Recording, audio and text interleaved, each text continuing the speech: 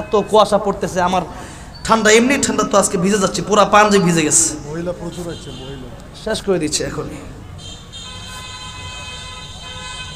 আল্লাহ বললেন যে আমি 4টা মাসকে খুবই সম্মান দিলাম, 3টা মাস এক লাগাতার, সেটা হচ্ছে জিলকদ, জিলহজ, মুহররম, আর একটা মাস হলো এই মাস, এই মাসের নাম হলো রজব। এই মাসের নাম কি?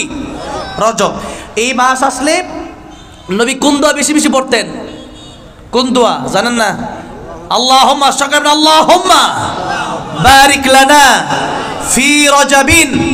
অনেকে রজবা পড়েছেন, এটাও অনেকে লিখেছেন বলেছেন, তবে হাদিস শরীফের গ্রন্থে জব্দে একেবারে যেভাবে লেখা এসেছে এবং নাহর কায়দা অনুযায়ী এভাবেই হয়েছে। আল্লাহুম্মা, আল্লাহুম্মা বারিক লানা ফি রজবিন ওয়া শাবান ওয়া বাল্লিগনা রমাদান। নবীজি এই দোয়া করতেন রজব মাস আসলে, নবীজি রমজানের প্রস্তুতি নেওয়া শুরু করতেন। রজব মাস যখনই চলে আসতো, রজবের চাঁদ উঠলেই আল্লাহর নবী বলতেন, আয় আল্লাহ, আপনি আমাকে হায়াত দান করেন, আপনি আমাদেরকে বরকত দান করেন রজবে আর শাবানে, আর রমজান পর্যন্ত হায়াত পৌঁছায় দেন। কারণ যেই ব্যক্তি একবার রমজান পেয়ে গেল, একবার লাইলাতুল কদর পেয়ে গেল, হাজার হাজার বছর সে পেয়ে গেল। সুবহানাল্লাহ। হাজার হাজার বছর কেন বললাম? আল্লাহ বলেছেন লাইলাতুল কদরি খায়রুম মিন আলফি শাহর। এখানে মুফাসসির কেরামরা ব্যাখ্যা করেছেন কত হাজার মাস, এটা একমাত্র আল্লাহই জানেন। সুবহানাল্লাহ। এই উম্মতকে আল্লাহ বিশেষ বিশেষ অফার দিয়েছেন, এই জন্য যে একবার জীবনে রমজান পেয়ে গেল, লাইলাতুল কদর পেয়ে গেল, তার ভাগ্য খুলে গেল। সুবহানাল্লাহ পড়েন। লাইলাতুল কদরে এক রাত ইবাদত করবেন, হাজার মাসের চেয়ে বেশি সওয়াব হয়ে যাবে। সুবহানাল্লাহ। নবীজি এই মাসের জন্য অপেক্ষা করতেন আর আল্লাহর কাছে দোয়া করতেন। তাহলে এই দোয়া আমরা করবো তো এখন থেকেই করব। এই মাস অনুযায়ী নবীজি আমল করতেন, নির্দিষ্ট মাস অনুযায়ী, মাস যেই মাসের যেই ফজিলত। এই মাসে অনেক জাল হাদিস আছে, যেমন বিভিন্ন রোজা, এরপরে বিভিন্ন ধরনের নামাজ, বিভিন্ন ধরনের গরু জবাই করা, এরকম অনেক জাল হাদিস আছে। তো মনে রাখতে হবে, এটাও একটা, যদিও হাদিস দাঈফ, কিন্তু আমলের ক্ষেত্রে করা যাবে। এই দোয়াটা পড়া যাবে, আল্লাহুম্মা বারিক লানা ফি রজবিন ওয়া শাবান ওয়া বাল্লিগনা রমাদান।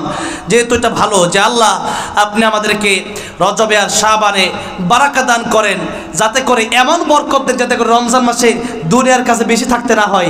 এই বরকতের কারণে যেন রমজান মাসেই আল্লাহ তোমার ইবাদত বেশি বেশি করতে পারি। আর শাবান মাসে নবীজি রমজান ছাড়া অন্যান্য মাস থেকে বেশি রোজা রাখতেন শাবান মাসে। এই জন্য শাবান মাস আসলে আমরা রোজা রাখার অবশ্যই যদি প্র্যাকটিস যদি আমরা শুরু করি, তাহলে রমজানে রোজা রাখা সহজ হয়ে যাবে।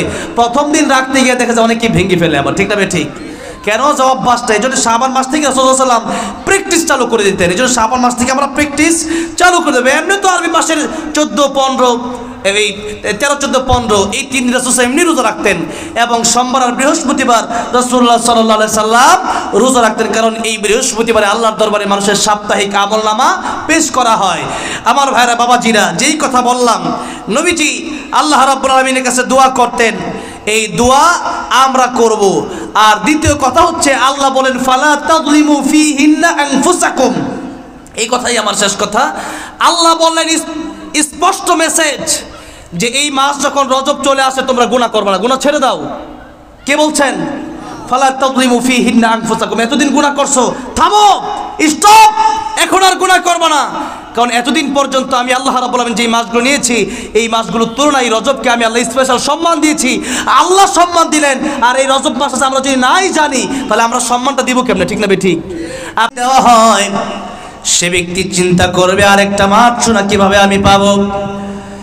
শুধু একটা মাস কেন, একটা দুনিয়া যদি মানুষকে দেওয়া হয়, সে ব্যক্তি চিন্তা করবে এরকম আর একটা দুনিয়ার ক্ষমতা যদি আমি পেয়ে যেতাম তবেই ভালো হতো।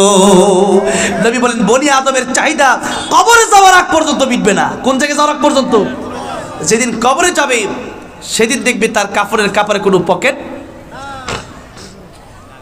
এত সম্পদ, এগুলো কি কাফনের কাপড় দিয়ে দেওয়া হবে? বলেন, দেওয়া হবে না। এই জন্য নবী বলেছেন গিনাকা ক্বাবলা ফাকাদিক, সম্পদটাকে তোমরা গনিমত মনে করবা। কি মনে করবা? আল্লাহর পক্ষ থেকে তোমাদেরকে সম্পদ দেওয়া হয়েছে। এই সম্পদের মালিক চিরজীবন কেউ থাকতে পারে না। এই সম্পদের মালিক আজ আপনি আছেন, আগামীকাল আপনার ছেলে হয়ে যাবে, আপনার ছেলে থাকবে কয়েকদিন পর আপনার নাতি হয়ে যাবে। চিরকাল এই ক্ষমতার মালিক আমরা কেউ নই, একজন তাবারাকাল্লাযী বিয়াদিহিল মুলক ওয়া হুয়া আলা কুল্লি শাইইন কাদির। চিরস্থায়ী ক্ষমতার মালিক একজন, তিনি কে?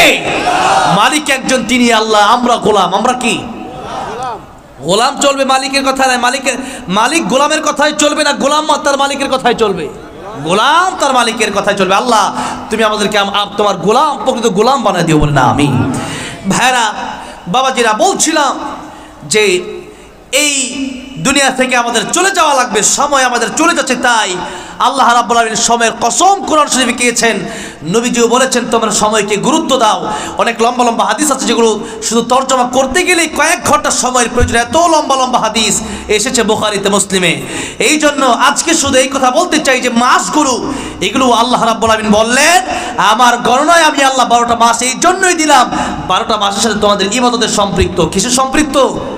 দ্বীনের সম্পর্ক। এবার আল্লাহ রাব্বুল আলামিন বলছেন আরবাতুন হুরুম, এই 12 মাসের ভিতরে রমজানের তো দাম আল্লাহ রাব্বুল আলামিন বাড়িয়ে দিয়েছেন।